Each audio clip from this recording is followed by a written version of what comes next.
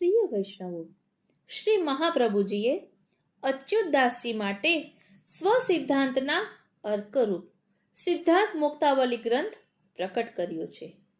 આ ગ્રંથનું શ્રવણ કરતા અચ્યુતદાસને કયા સિદ્ધાંતો અંતર્ગત થયા અને પ્રત્યેક શ્લોક સાંભળતા તેમના અંતઃકરણમાં કેવા કેવા વિલક્ષણ ભાવોની અનેક રંગી નૂતન તરંગો આવિર્ભૂત થઈ, તેની ઝાંખી ગ્રંથ અને વાર્તાને ઓતપ્રોત કરીને કરીએ.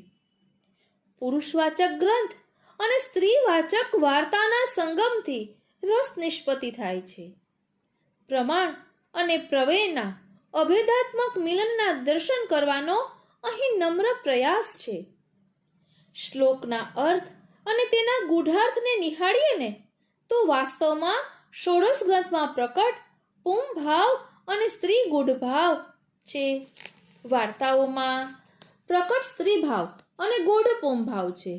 ષોડશ ગ્રંથનો અર્થ અખિલ પુષ્ટિ સૃષ્ટિને અનુલક્ષીને છે અને ગ્રંથનો ગૂઢાર્થ શ્રી વલ્લભ અને અચ્યુતદાસ વચ્ચેના અંતરંગ સંવાદ છે.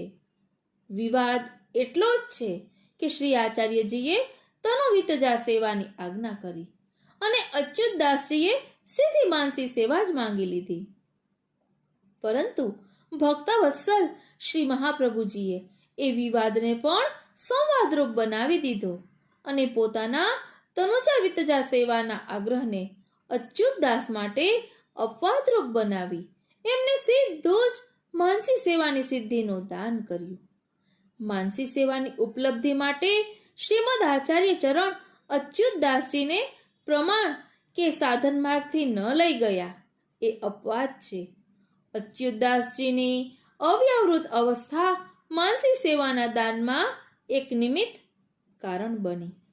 બોલો શ્રી વલ્લભાધીશ કી જય.